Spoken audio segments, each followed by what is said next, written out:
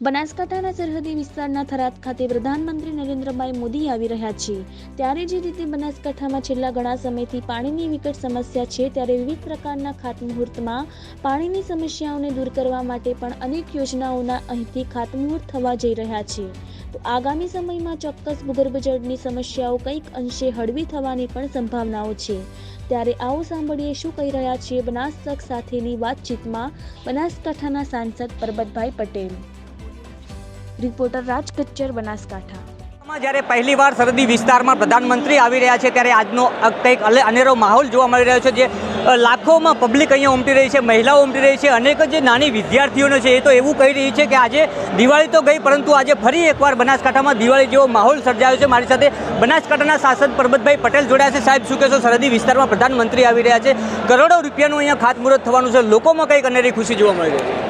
મિત્રો, અહીં તમે નજરે જુઓ છો કે સમગ્ર જિલ્લાની બધી જ પ્રજા, તમામ પ્રજાજનો, મારા યુવાનો, વડીલો, મહિલાઓ તમામ જ્યારે જે રીતે ઉમટી પડ્યા છે કે દેશના લોકલાડીલા પ્રધાનમંત્રીને ગુજરાતના ફરવતા પુત્ર આદરણીય નરેન્દ્રભાઈ મોદી જ્યારે પ્રધાનમંત્રી થઈને આ જ જગ્યા ઉપરથી, મનુપુરની ધરા ઉપરથી 8,034 કરોડ કરતાં પણ વધારે રકમના કામોનું ખાતમુહૂર્ત, ક્યાંય જાહેરાત, એવા વિકાસના કામોનું જ્યારે ખાતમુહૂર્ત માટે વધારી રહ્યા છે, ત્યારે સમગ્ર જિલ્લાની પ્રજામાં અનેરો ઉત્સાહ છે। અને ખાસ કરીને જે અહીંનું જિલ્લાની જે આપણી માંગણી કે સિંચાઈ, મોટા ભાગના સિંચાઈના કામો, અને એટલા માટે હું અત્યારે મિત્રો આખા ડૂબમાં ફરી આવ્યો।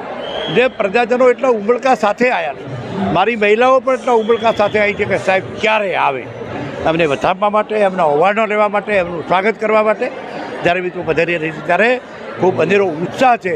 અને આ વિસ્તારને એક નવું નજરાણું, નવી ભેટ લઈને આવે છે, અને વિકાસના કામોની અહીંથી જ જ્યારે ઉત્તર ગુજરાતના કામોનું જાહેરાત મિત્રો થશે, એ મિત્રો અનેરો આનંદ છે। સાહેબ, ચોક્કસથી એક મહત્વની વાત છે કે બનાસકાંઠા વિસ્તારમાં પહેલેથી પાણીની અછત હોય છે, ભૂગર્ભ જળ ખતમ થઈ ચૂક્યા છે, ત્યારે આ જે ખાતમુહૂર્ત કરવા જઈ રહ્યા છે તેમાં પાણીનો પણ મહત્વપૂર્ણનો એક ભાગ છે। શું કહેશો, આવનારા સમયમાં જે ભૂગર્ભ જળના જે લેવલ છે એ સચવાઈ જશે? એટલા માટે તો મેં કીધું કે 1,500 કરોડ રૂપિયા સુજરામ સુફલામ યોજનાનું મજબૂતીકરણ, 1,566 કરોડ રૂપિયા કચરાથી દાંતીવાડાની પાઇપલાઇન કે જેના દ્વારા તળાવો ભરવામાં આવશે, ડ્રીન રોડથી મુક્તેશ્વર કે જે 193 કરોડ જેના માટે પણ તળાવો ભરવામાં આવશે, કર્માવત તળાવ, અમારું મલાણા તળાવ, આ બધી જ વાતો, અને જે બનાસકાંઠામાં થરાદ, વાવ અને સુઈગામમાં જ્યાં નર્મદાનું પાણી ક્યાંય વચ્ચે ઓછે અંશે જતું હતું, ત્યાં 22 ગામોમાં પણ 88 કરોડની યોજના, વાત્રક હોય, સાબરમતી હોય, તમામ જગ્યાનું